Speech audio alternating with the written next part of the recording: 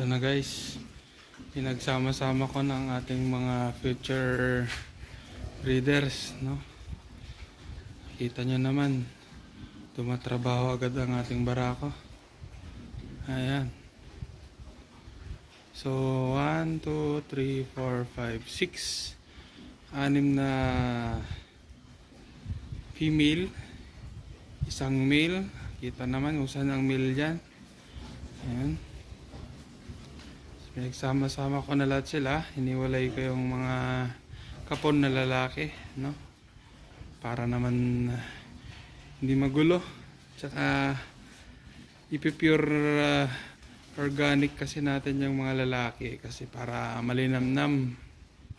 Itong mga future breeder natin, papakainin ko na ng mga breeder feeds. I mean breeder mash. Ano? Si winin natin sila sa grower. Mag-isa lang ako naglipat niyan. Galing dun sa maluwag na karal. Ayan. Kita nyo guys, ginawan natin ng mga harang. Yan. Harang para hindi magpunta doon. Ito nakalock. Yan. Para wala silang tatakbuhan sa labas. Yan. Pinunta ko dito muna yung mga babae after kung matanggal yung mga lalaki. Tapos hinarang natin to. Saka natin sila ginide dito. Tapos yung itong mamapig na to na nandito sa dati, nilipat lang natin. Yung dalawa dito na mag-isa, solo, sinama na natin dito. So aswa na sila lahat dyan. Ayan. Tumatrabaho agad yung ating barako. Mukhang masipag naman siya. Ayan, kasi naglalandi na lahat na ngayon halos eh. Ayan, para may silbi na agad. Okay. Ngayon, ito namang ating hybrid. Ayan, kasi gutom na gutom sila. No? Pansin kasi gutom na gutom sila. Kaya kailangan kasi sa mga to naka-automatic feeder eh, para tuloy-tuloy yung paglaki. Ayan. Yung mga busog, ito, future breeder natin to. Yung mga busog nandito, pero yung magutom nandun. So, ito naman yung native na pinanggalingan. Kita nyo guys, punong-puno ng mais. Ang pinakain kasi ng mais ng father ko niyan. Ilipat natin dito yung tatlo. Yun yung isang pinakamaliit doon. Payat na payat oh. Gusto ko kasi siya makahabol. Kaya ilipat natin sila dito. Tatlo lang. So pipito lang kasi itong mga to eh. Ayan. Solo nila dito. Yung gutom na gutom yung isa oh.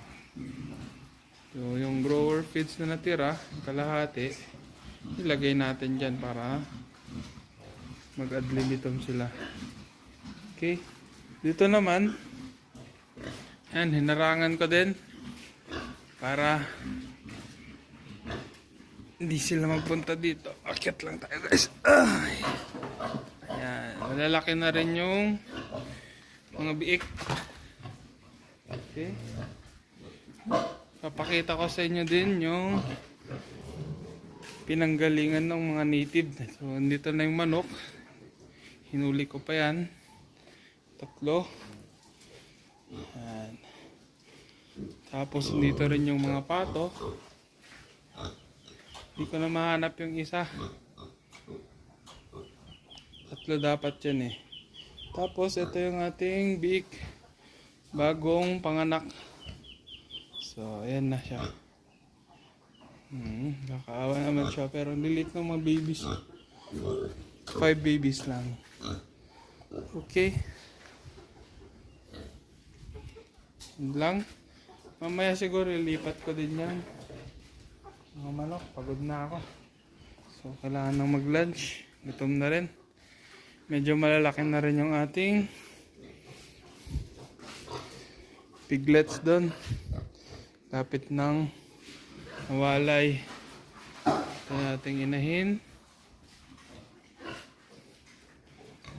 Tabi muna natin to at baka mapagalitan tayo ng father.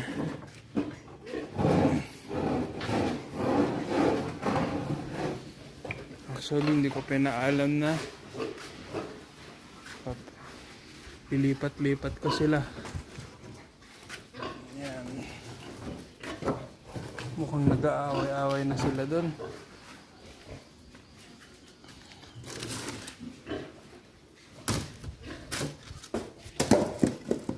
Ayan.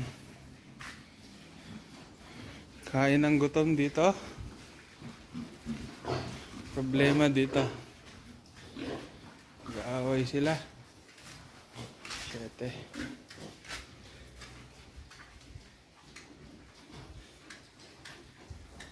Ito yung naaway nila yung nag-iisa guys kasi tingnan natin to hanggang hapon. Pag mag-aaway pa rin sila, lilipat ko tong ayan sila. Tatapang kasi tong mga native na to eh. Ayan. Ito yung na-isolate nila to. Hindi lumala. Kapatid nila yan eh, pero tagal nang hindi kasi nasama. So, mamaya ko na tabihan. Tignan natin yung mga lalaki. Native. Nandito na sila. 4. Akala ko 3 lang yung native pigs na lalaki. Pero yan, 4 pala sila. Hinuli ko yan. Ginamitan natin ng net gigaga.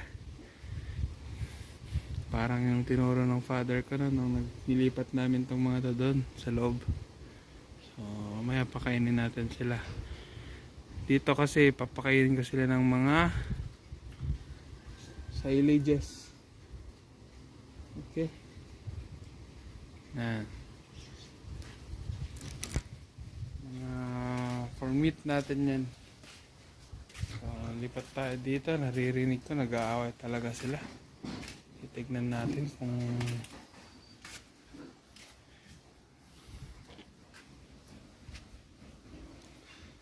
ayan o.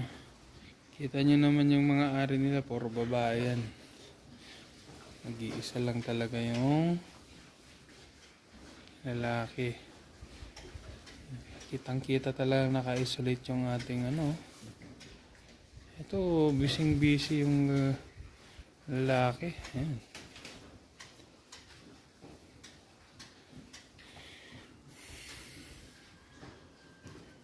Ayan. Naka-isolate si ano, bunso. Bunso yan eh. Yung pinakamaliit dati. Na-isolate nila. Yung ating barako busy doon. Ligaw.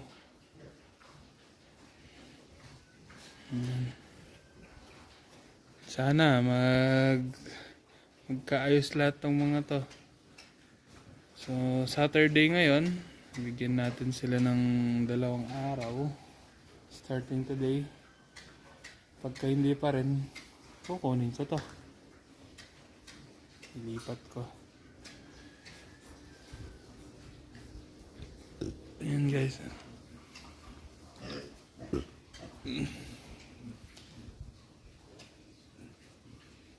Babaero tong aming barako. Mayroon siyang 1, 2, 3, 4, 5, 6 na chicks.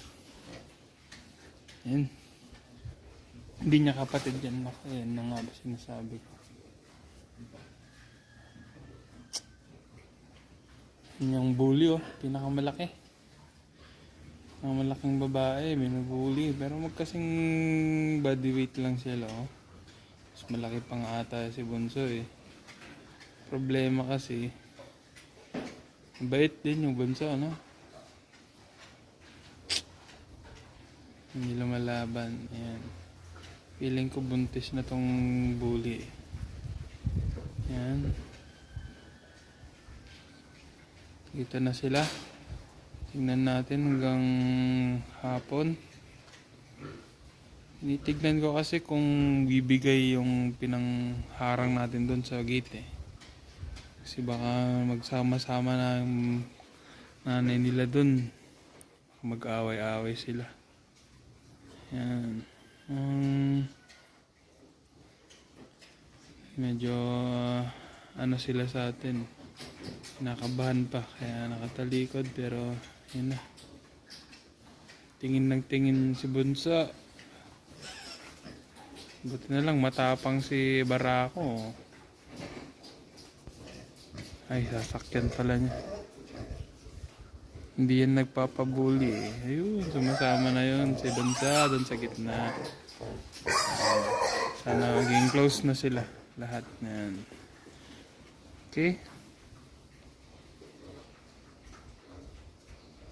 Medyo hindi pa nila kabisado yung lugar.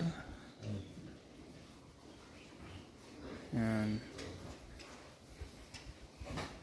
Tignan natin kung magkakayos lahat. Maya maya kasi bibili na ako ng pagkain nila feeds. Yun, tapang din yung nanay oh. Anak mo yan, uy. Ano nga yun? Oh, tapang yung nanay. Parang anak niya eh oh. Pare silang rockstar yung buhok. Nakataas yung buhok oh.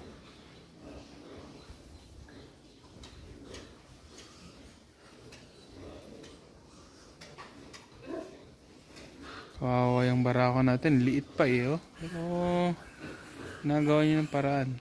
Ayan. Dito pambata oh, ayan. X-rated.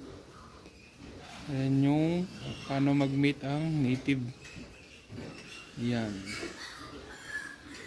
Hirap na hirap siya. Pero nadadaan sa sipag. Ayan. Laki din kasi ng ano. Oh,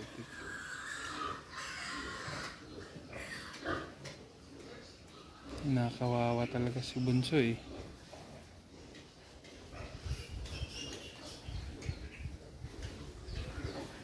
In the future mag-ayos din mga yan. Masasanay din sa amoy-amoy nila. Kasi ngayon hindi pa sila kamoy eh.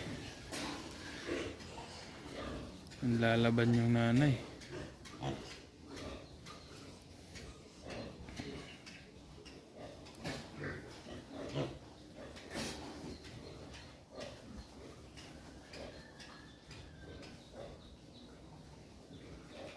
Yan.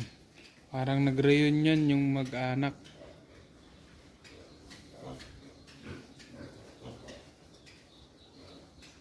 Feeling ko buntis yun, no? Buntis na ata to eh. Yan, ha? Yung bully. Medyo laylay na yung tiyan. Pero parang bilis na. Kusog lang siguro.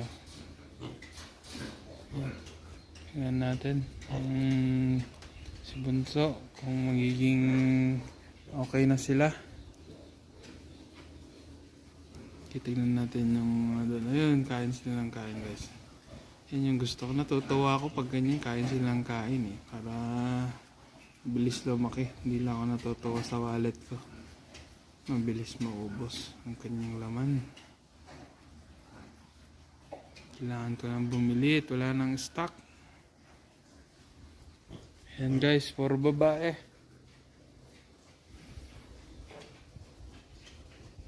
Barako na natin bahala dyan. At siya na bahala kumasta. Sigurado buntis tong mga to pagdating ng ilang buwan. Kasama ba naman natin eh. Solong-solo niya. Yan. Ulitin ko, hindi magkakapatid mga yan. Binili ko yung Barako sa ibang native breeder. Medyo maliit nga siya eh. Oh. Pero mas bata yan. Yung Barako. Mas bata ng isang buwan. Pero kaya pa rin. Ayan guys. Mukha namang di sila magsasama-sama. Ayan, di nakabahan ako dun sa may gate eh. Baka bumigay. Tinalian ko lang kasi ng tire wire yun.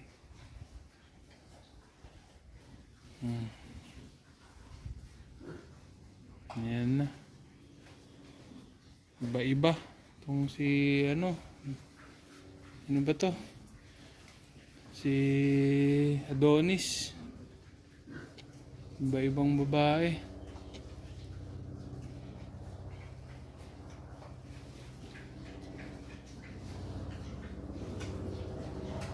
Okay.